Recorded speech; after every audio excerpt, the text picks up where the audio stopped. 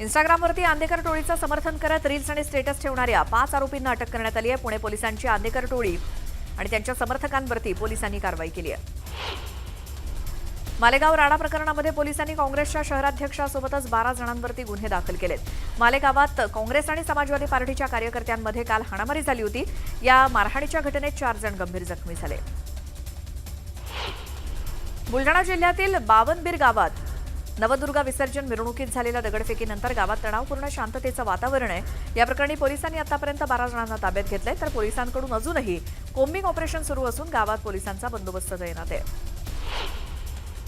नुकसान भरपाईसाठी राज्य सरकार कायमच आग्रही आहे, त्यामुळे सरकारनं डिटेल अहवाल पाठवल्यानंतर केंद्राकडून तातडीची मदत देऊ अशी ग्वाही गृहमंत्री अमित शहा यांनी दिली।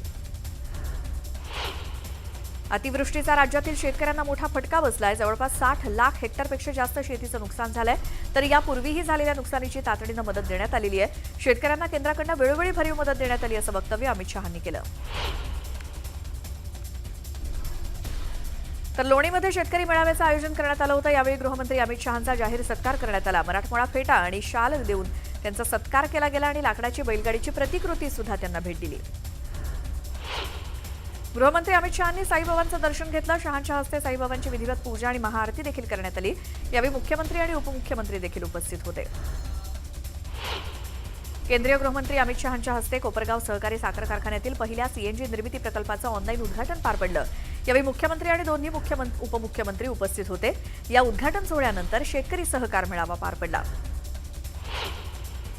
अहिल्यानगरातील कार्यक्रमाआधी पंकजा मुंडे गुरुस्थानी भक्तीत लीन झाल्याचं बघायला मिळालं। गुरुस्थानाच्या पायरीवरती बसून साईनामाचा जप करताना पंकजा मुंडे बघायला मिळाल्या। केंद्रीय गृहमंत्री अमित शहा महाराष्ट्र दौऱ्यावरती असून अहिल्यानगर जिल्ह्यामध्ये विविध विकास कामांचं त्यांच्या हस्ते लोकार्पण झालं। याच पार्श्वभूमीवर सुरक्षेच्या दृष्टिकोनातून चोख बंदोबस्त तैनात आहे। राज ठाकरेंनी उद्या सकाळी 11 वाजता शिवतीर्थवरती बैठक बोलावली आहे। स्थानिक स्वराज्य संस्थांच्या निवडणुका आणि संघटनात्मक बांधणीसाठी बैठक आहे। मनसेचे नेते आणि सरचिटणीसांसोबत राज ठाकरे चर्चा करणार आहेत। मंत्री गुलाबराव पाटलांनी केलेल्या वक्तव्यामुळे नवा वाद होण्याची शक्यता आहे। सरकारला कसं युती होते की नाही याचं कायमच टेन्शन असतं, मात्र माझं तसं नाही, मला लाखभर पेन्शन आहे, त्यामुळे मला टेन्शन नाही। त्यांच्या या वक्तव्यामुळे नवा वाद निर्माण होण्याची शक्यता आहे। रामदास कदम यांनी बाळासाहेबांबद्दल केलेल्या वक्तव्याची कल्पना नाही असं म्हणत भरत गोगावलेंनी या विषयावरती थेट बोलणं टाळलं, तर पालकमंत्रीपदाचा तिढा लवकर सुटावा अशी देखील त्यांनी अपेक्षा व्यक्त केली। माजी आमदार वैभव नाईक यांच्यावरती जो अपघाताप्रकरणी अॅट्रॉसिटीचा गुन्हा दाखल झालाय तो मागे घ्यावा आणि त्या अधिकाऱ्यावरती सदोष मनुष्यवधाचा गुन्हा दाखल करावा अशी मागणी ठाकरे सेनेचे जिल्हाप्रमुख संदेश पारकर यांनी केली। पुण्यामध्ये वसंतदादा शुगर इन्स्टिट्यूटची बैठक पार पडली। या बैठकीला शरद पवार देखील उपस्थित होते। यवतमाळच्या नियोजन भवनात अनुकंपा आणि लिपिक भरती नियुक्ती आदेश वितरणाचा जिल्हास्तरीय कार्यक्रम पार पडला। या कार्यक्रमात पालकमंत्री संजय राठोड यांच्या हस्ते 284 उमेदवारांना नियुक्तीपत्र देण्यात आली। पंतप्रधान नरेंद्र मोदींच्या 75व्या वाढदिवसानिमित्तानं सांगलीमध्ये नमो रन मॅरेथॉन स्पर्धा आयोजित करण्यात आली होती। या स्पर्धेत हजारो सांगलीकर धावले। यावेळी आयोजित करण्यात आलेल्या कार्यक्रमात आमदार सुधीर गाडगीळ यांनी गाण्याच्या तालावर ठेका धरला।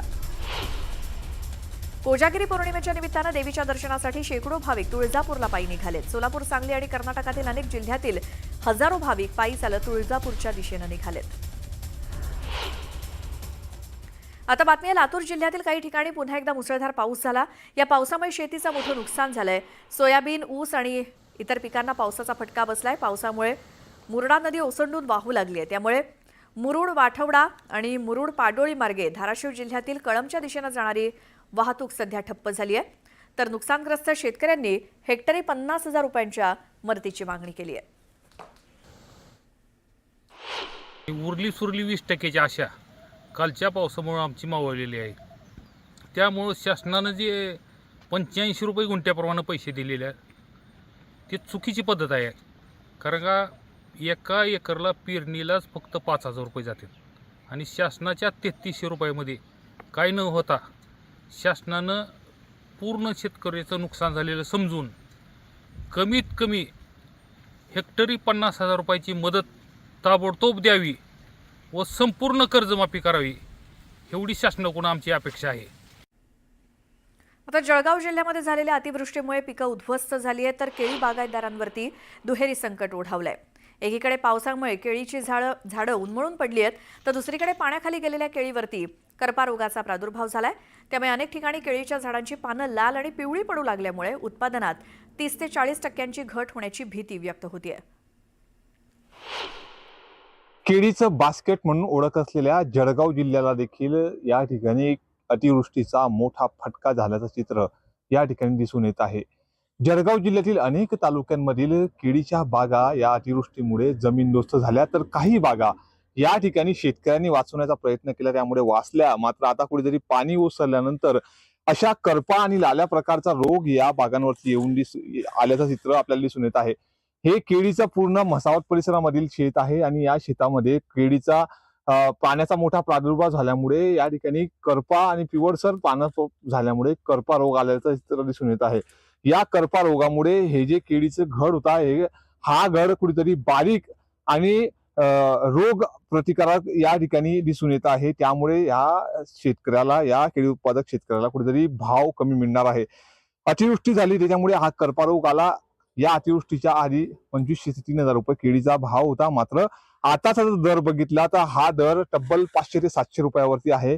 व्यापारी वर्ग हा केळी उत्पादक शेतकऱ्याचा जो घड आहे, केळीचा घड, तो 500 ते 700 रुपये दराने घेण्यास तयार आहे। मात्र अशा अवस्थेत केळीवर करपा रोग आल्यानंतर काय उपाययोजना करण्यात येईल आणि काय तुम्हाला वाटतंय? आपल्यासोबत बोलण्यासाठी स्वतः शेतकरी वर्ग आहे, त्याचं काय वाटतंय?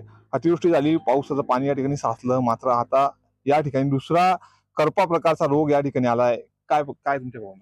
दादा, सततच्या पावसामुळे काय झालं का या जमिनीमध्ये खूप मोठ्या प्रमाणावर बुरशी निर्माण झाली आणि हे जे वातावरण होतं हे बुरशीसाठी खूप पोषक असं वातावरण होतं। सततचा पाऊस आणि दमट वातावरण त्याच्यामुळे या केळीच्या पानांवर सुद्धा करपा येऊन गेलेला आहे।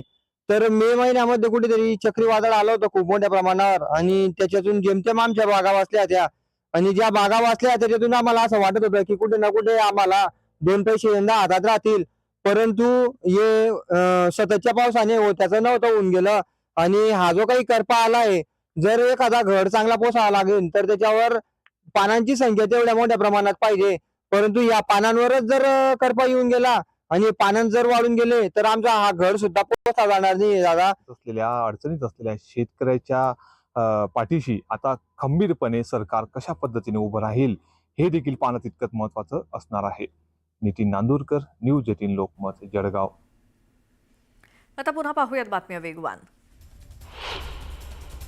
चंद्रपूर जिल्ह्यात मुसळधार पाऊस झाला। आतापर्यंत जिल्ह्यात 117% अधिक पाऊस झालाय, त्यामुळे कापूस, तूर आणि सोयाबीन या पिकांना फटका बसलाय, त्यामुळे शेतकरी हवालदिल झालाय।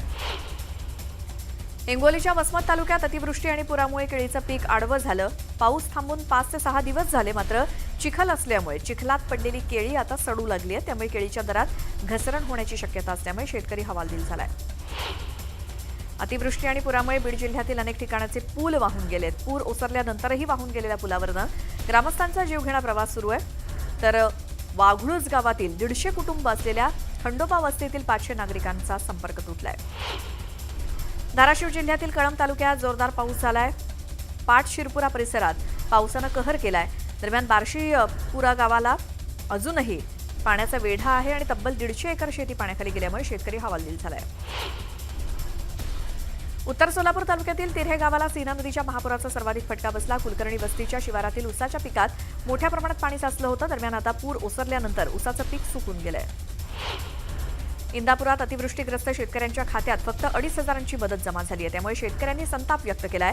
मनी ऑर्डरनं कृषी मंत्र्यांना हे पैसे परत पाठवणार असा आक्रमक पवित्रा शेतकऱ्यांनी घेतलाय।